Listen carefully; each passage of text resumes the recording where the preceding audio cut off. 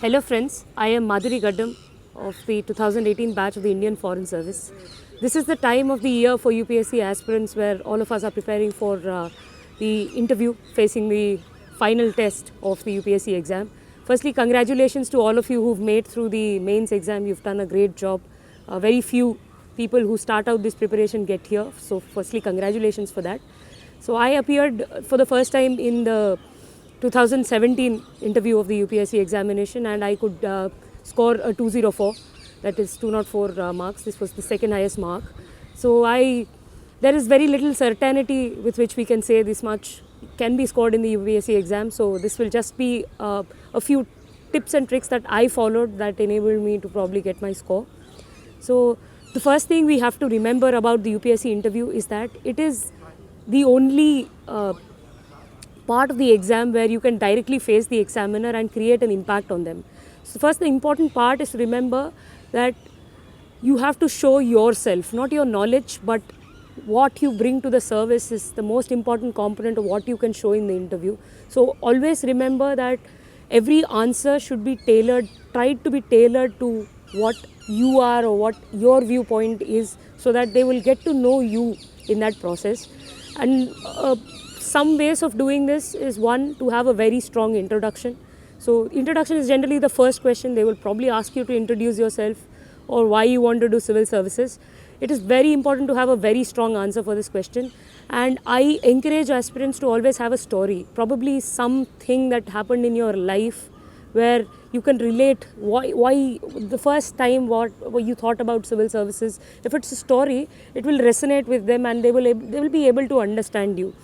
For example, some of my friends had stories where the first time they met a civil servant and they had an impressionable meeting with that civil servant. So these kind of stories are very nice to start the interview with, and they set the pace for the interview very beautifully.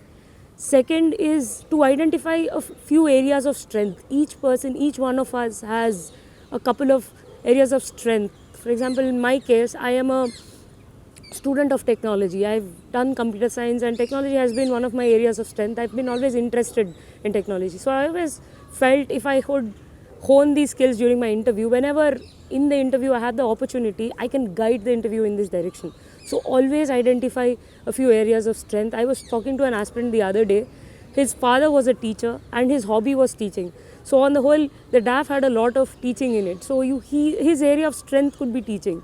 Similarly, identify what your area of strength can be and work on this area more than everything else during the preparation, and use these information or the strength that you've built up in the interview, which will help you do.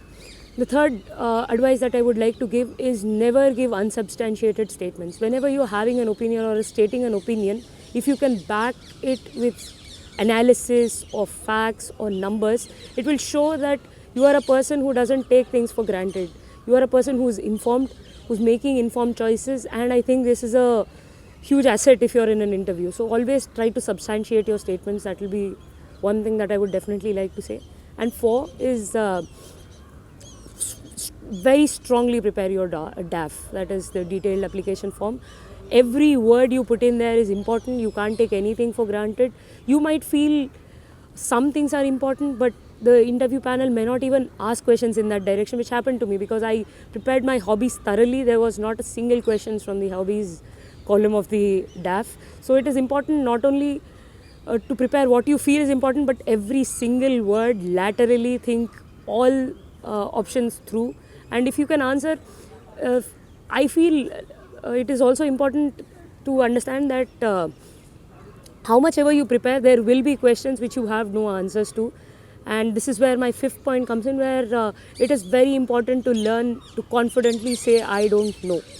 You don't have to be apologetic about it because it's everything under the sun. You might, just because you don't know one thing doesn't mean they hamper your chances for getting a good score. So always learn to say confidently, I don't know, and move on to the next question. Don't dwell on that question within that interview.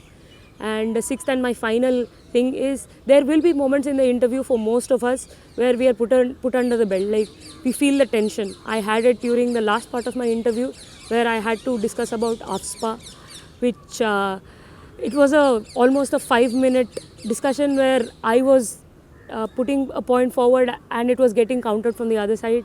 There was a lot of tension building up in the room, and I was getting a little tensed whether I took the wrong side of the point of view. But these happen to a lot of us, so take them in the stride. Don't let them get to you. Keep your calm during these moments. They will pass and they will not affect your interview score. If you keep your calm during these moments, that is all is required. And there will be, in some cases, there will be a string of questions, 3 or 4 questions where you have to say, I don't know. Do it confidently. Think about the next question and not what you've done in the interview in the past. You will do very well. All the best for each one of you. I think interview is the scoring part of this examination. I think each of you will do well and come out with flying colors. Thank you.